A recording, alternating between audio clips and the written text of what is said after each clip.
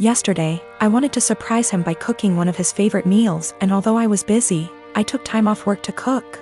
I even went grocery shopping to get what I needed.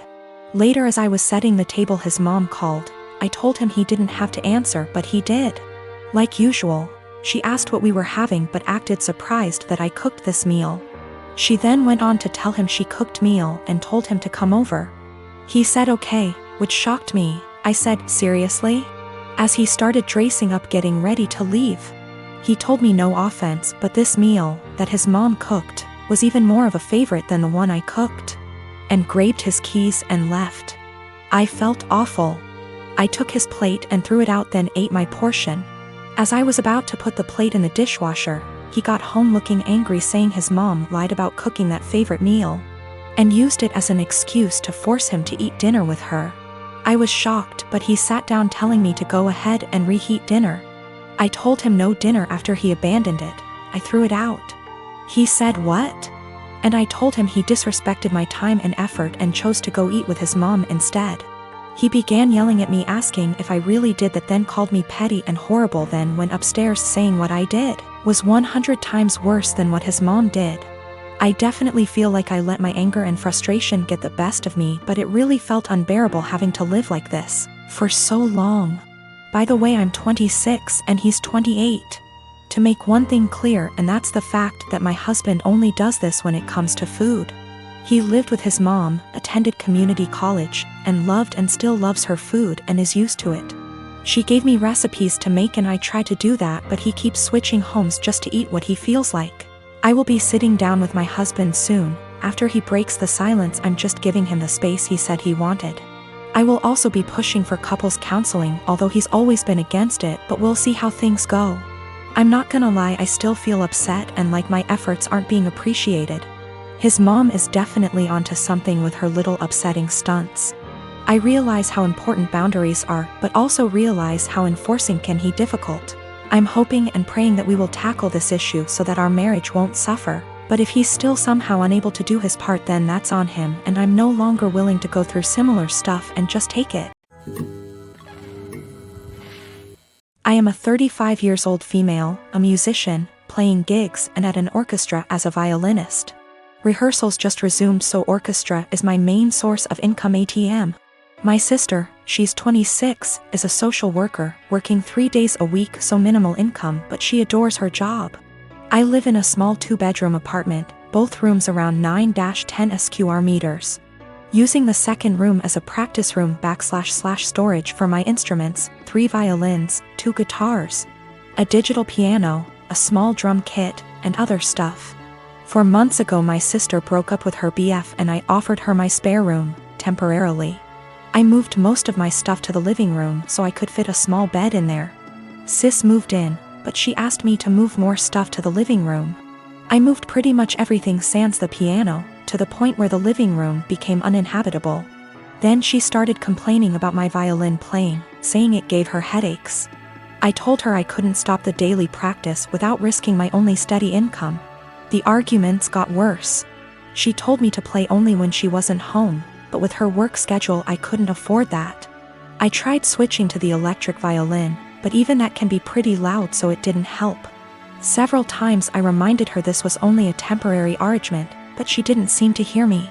2 weeks ago I arrived home to finding my piano in the bathroom, near water and humidity, because my sis needed the space for her new double bed. When I told her she can't SRSLY expect me to store my piano there, she said, "Yeah, you will just have to sell it, I guess." I got so mad I told her she has 7 days to leave, but she didn't take me seriously. For a week I only talked to her to remind her how much time she has left, but she always laughed it off, told me to stop acting like a crazy person. When the deadline came I boxed up all her stuff while she was at work, booked an Airbnb bedsit close by and drove her stuff there. She was livid but couldn't do anything but take her new keys and stay there. The following week she kept calling me with an increasingly apologetic tone, saying she shouldn't have moved my piano or bought a bed. She promised she would put more effort into finding a new place. And by the end of the week I considered most of our issues at least addressed, so I drove to help her move back. But when I was carrying the first box down, she went, "I do hope you will at least stop with the violin this time." I absolutely refused to take more of that ****ing violin. I dropped the box, wished her good luck and left. Now, 2 days later. On one hand, it feels like a huge overreaction to leave my own sister literally homeless because of an argument about the violin. I know she cannot afford to stay there, but on the other hand, I have no plans to allow her back here, because I feel she would just continue crossing boundaries and never leave. I got pregnant with my daughter Emma at 18. I lived at home and was going to college and working.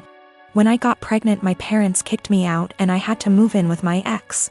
I dropped out of school and quit my job to take care of Emma because my ex told me he would support me. When I was 22, he was 24, he graduated law school. He told me I had to move out because he wanted to find a wife. My parents had forgiven me, so I moved in with them. We didn't have a court order, but we split custody pretty much 25/75 with me having more time.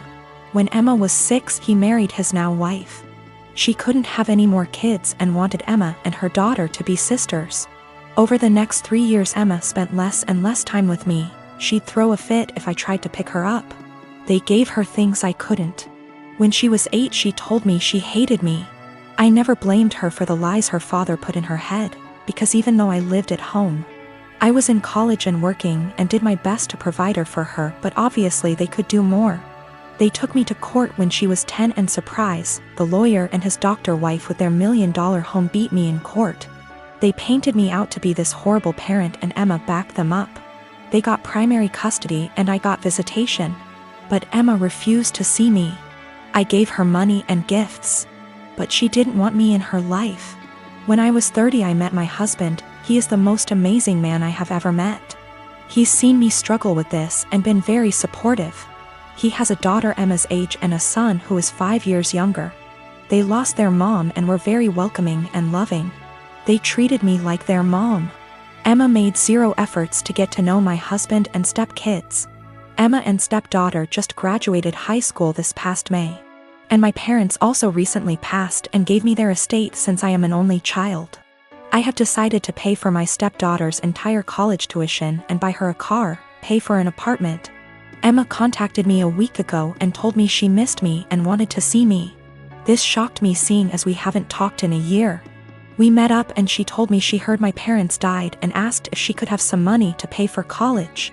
I was shocked and said, "Well, what about your dad and his wife?" She said, "My mom and dad want me to pay for this on my own to teach me responsibility, and I believe I am entitled to money. Seeing as you ruined my life," I was very hurt and told her, after years of ignoring me and telling me, "I am not your mother, you demand money from me. I am not your wallet. My husband is telling me what I did was right, but my ex is telling me I'm a piece of shit and I owe this to her." My stepdaughter feels bad and offered her college money because my daughter and her friends have been harassing her. I said, "Absolutely not, that is your money." I am living with my family. It's me, a 15-year-old girl, my twin brothers who are 17, and my parents. My dad cusses a lot, and so do my older brothers. But apparently the standards are different for me. My dad overheard me saying a couple cuss words when I was on the phone with my friends, and he got mad at me for my language and for how trashy and unladylike it was. This wasn't the first time he called me, and only me, out for bad language. But it was the one that frustrated me the most because I could tell there was a double standard. I thought of calling him out on his language and hypocrisy, but then I had a different idea. I said that, yeah, it was a bad habit I was forming and didn't want to make a pattern, because if I got in the habit of cussing a lot, that wouldn't make me come off well when I start getting jobs or going to college. And as I was growing up, I wanted to learn how to speak respectfully and intelligently. But it was hard to keep from bad habits when I heard him and my brothers having potty mouth syndrome so often. They're setting an example whether they realize it or not. So I wanted to work on things for myself, but also together as a family.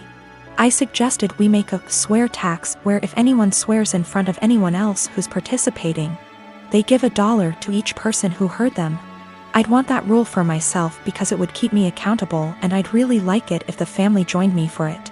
So my dad said he'd join, and so would my mom. They got my brothers to be a part of it too. They didn't really have a choice. My parents decided to make it a rule. I know it's kinda petty, but I wanted to make the point that my dad and brothers swear a lot and I almost never do. In the few months we've had the rule, I've gotten about $250 from hearing my dad and brothers cuss. And have not sworn once. It's kinda making my brothers angry because they often cuss when they're mad, and I ask them for money, so they get madder and cuss more. So I get more money until they shut up. My dad actually got mad at me too. He was having some drinks, calling his brother and talking. And I came over after and asked for $18. He actually said he wouldn't give me that much, and there should be a cutoff. He gave me $5, which sends a weird message. Like swearing is bad, unless you wanna swear a lot, then it's cool? I did it because I know I swear the least out of my family, but I was the only one getting in trouble for it.